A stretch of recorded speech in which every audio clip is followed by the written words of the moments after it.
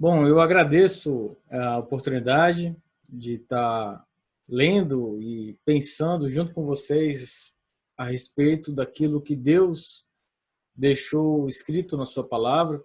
E eu queria ler agora a primeira carta de Pedro, no capítulo 1, a partir do versículo 3.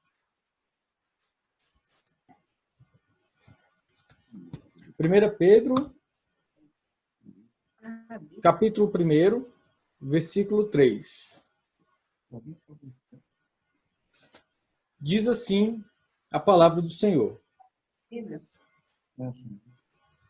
Bendito o Deus e Pai de nosso Senhor Jesus Cristo, que, segundo a sua muita misericórdia, nos regenerou para uma viva esperança, mediante a ressurreição de Jesus Cristo dentre os mortos, para uma herança incorruptível, sem mácula, imarcessível, reservada nos céus para vós outros, que sois guardados pelo poder de Deus, mediante a fé, para a salvação preparada para revelar-se no último tempo. Nisso exultais, embora no presente, por breve tempo, se necessário, sejais contristados por várias provações, para que, uma vez confirmado o valor da vossa fé, muito mais preciosa do que o ouro perecível, mesmo apurado por fogo, redunde em louvor, glória e honra na revelação de Jesus Cristo, a quem, não havendo visto, amais, no qual, não vendo agora, mas crendo, exultais com alegria indizível e cheia de glória, obtendo o fim da vossa fé, a salvação da vossa alma. Amém? Vamos orar? Senhor Deus, lemos a tua palavra, que é viva e eficaz.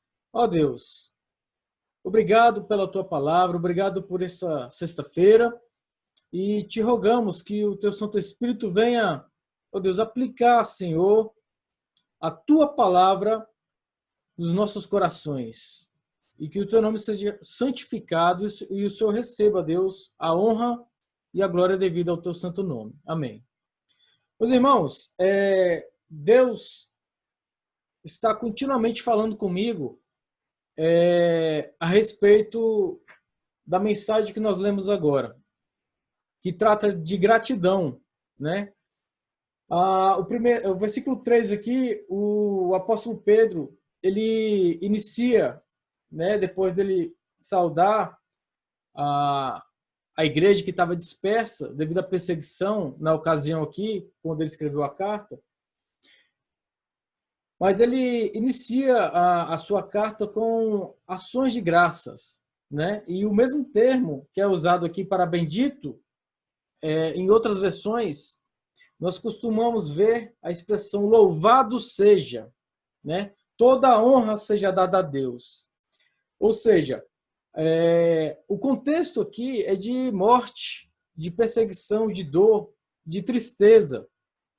Um contexto de adversidade, né? E quando foi escrito essa carta aqui a esses peregrinos. E hoje não é diferente. Aplicando o contexto da carta com os dias atuais, a nossa realidade não é diferente. Eu não sei vocês, mas todos os dias, durante o dia, cada minuto, nós temos notícias de gente falecendo, enferma, gente precisando de orientação, gente precisando de amparo. Por quê? Por causa das mazelas da nossa vida, das enfermidades, né, ocasionadas pelo pecado, pela queda do homem. Então, todos os dias nós temos essa realidade diante de nós que se assemelha bastante com essa realidade que nós vemos aqui na carta de Pedro. E Deus sempre me conduz a a ação de graças, a gratidão, por meio desse texto aqui, quando tudo vai ruim, tudo vai mal.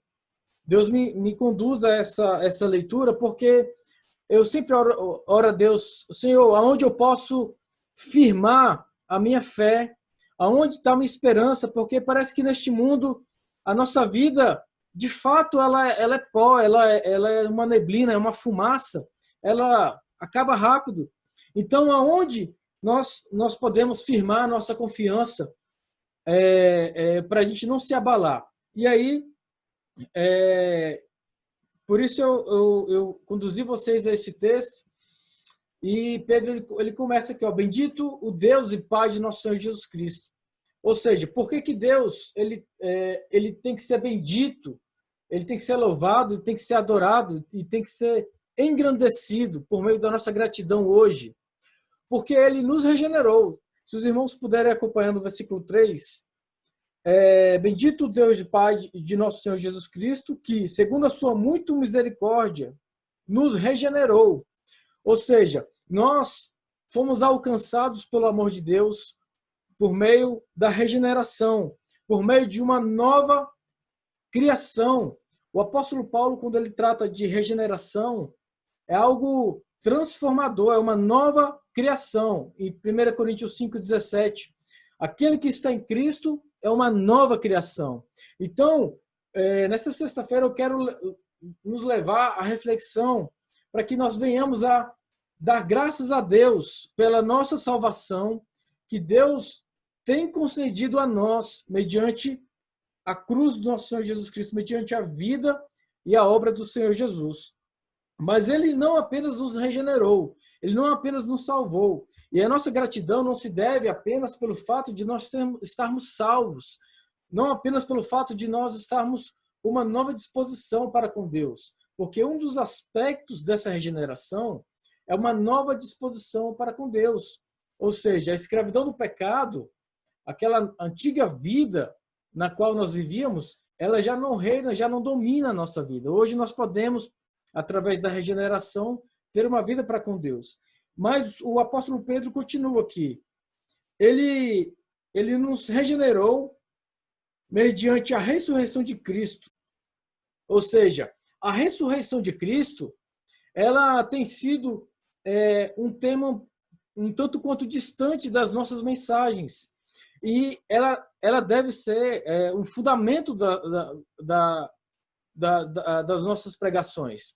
Porque se nós não pensarmos e não tratarmos a respeito da ressurreição, o que a ressurreição é para nós, a nossa esperança continuará sendo aquilo que Deus vai fazer ainda neste mundo.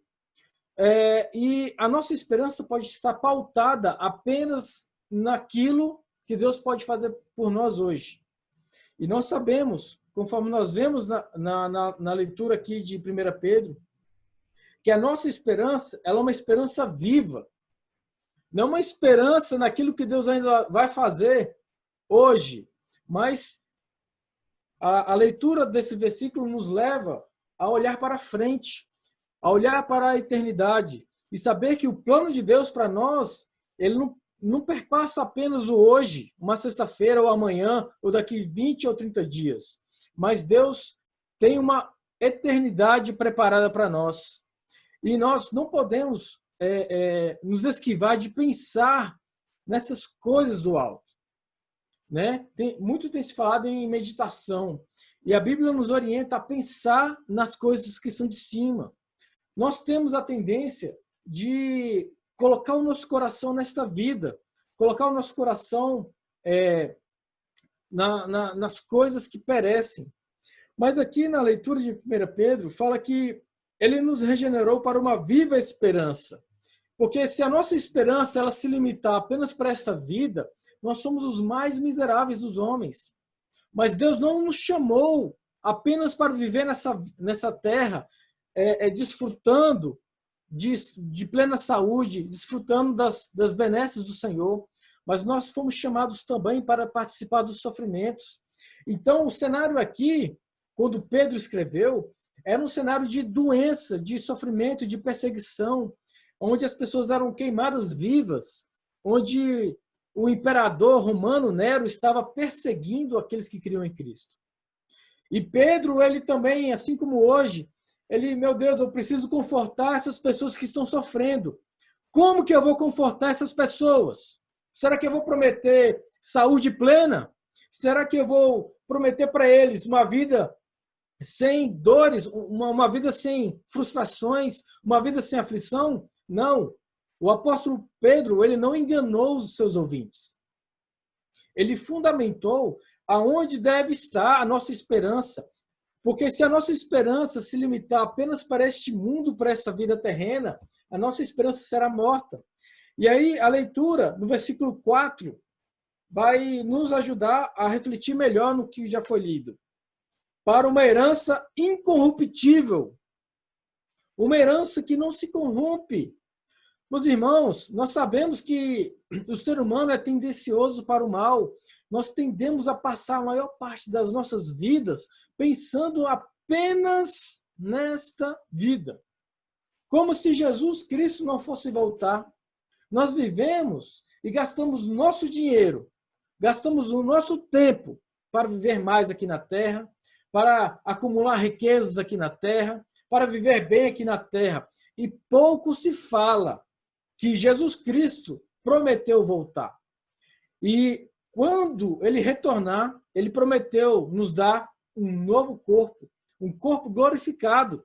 E aí a gente gasta recurso, gastamos a nossa família, a gente gasta todos os nossos recursos para ganhar minutos, dias, anos aqui nessa terra. Mas a herança que Deus tem para você e para mim é uma herança que perpassa o Cronos. Ela perpassa, é uma herança eterna. Mas nós, muitas vezes, nós não agradecemos a Deus e nos recusamos a pensar que a nossa vida ela não se limita a essa realidade. Nós somos chamados a viver pela fé e não por vista.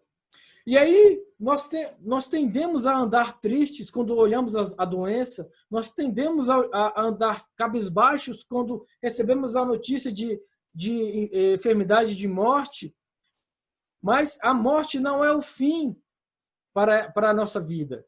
Cristo veio ao mundo para nos salvar, e é isso que o apóstolo Pedro está aqui nos conduzindo a uma ação de graças. Bendito Deus e Pai, que nos salvou, que nos regenerou mediante Cristo, pela ressurreição dos mortos. Ou seja, não podemos esquecer que todos nós seremos ressuscitados. Vamos ganhar um novo corpo, um corpo incorruptível. E a herança maior que está reservada para nós não é simplesmente uma vida isenta de choro, de dores e de tristeza. Uma vida diferente da realidade atual. Não. Mas essa herança é o próprio Deus. É a realidade do próprio Deus. A comunhão que hoje você tem em Cristo, porque a regeneração também fala de paz. A paz com Deus. Nós nascemos inimigos de Deus. Todos nós éramos inimigos. Mas graças à misericórdia infinita de Deus, Ele desfez toda a separação. E hoje nós podemos agradecer a salvação. Você tem sido grato por este presente? Você tem sido grato? E a forma de você agradecer a esse presente é você meditando nas coisas eternas. Ou você falando a verdade, não ocultando. Porque, meus irmãos, a ressurreição do corpo, nós tendemos a ocultar essas verdades sagradas. E o ser humano não quer saber de colocar a sua esperança naquilo que não vê. Ele precisa enxergar, ele precisa de alguma coisa, ele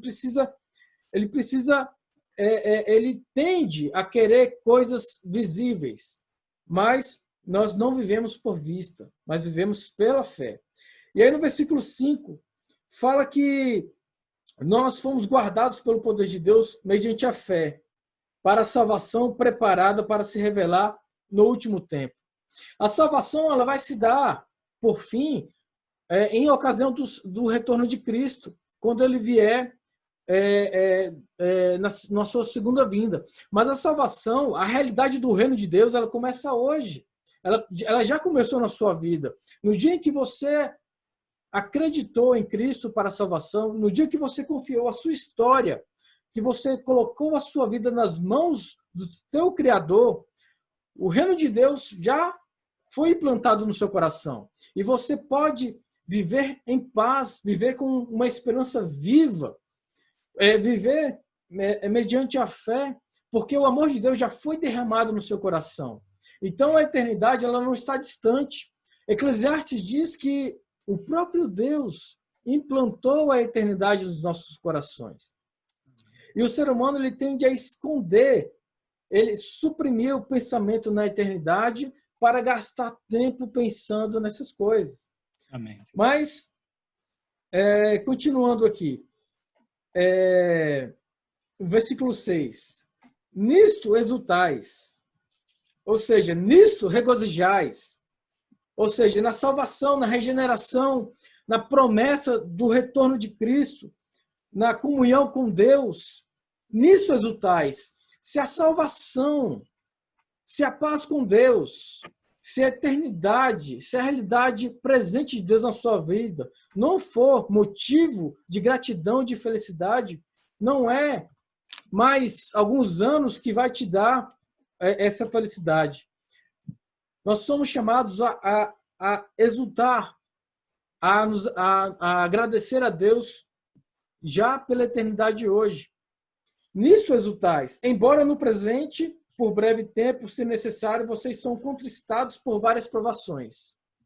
Ou seja, o povo de Deus aqui, nesse contexto, estava perecendo, estava sendo martirizado. E Pedro continua no versículo 7. Uma vez confirmado o valor da vossa fé, muito mais precioso do que o ouro perecível, mesmo apurado por fogo, redunde em louvor, glória e honra na revelação de Jesus Cristo. Amém. Eu quero finalizar com o versículo 9, finalizando a mensagem, obtendo o fim da fé, o fim da vossa fé, a salvação da vossa alma. A Ivone A salvação da vossa alma. tem 2 minutos para orar ainda, hein? Deixa um tempinho para ela orar no final. Então, meus irmãos, tudo isso que nós fizermos, se não resultar, se parar apenas nessa vida, tem alguma coisa errada.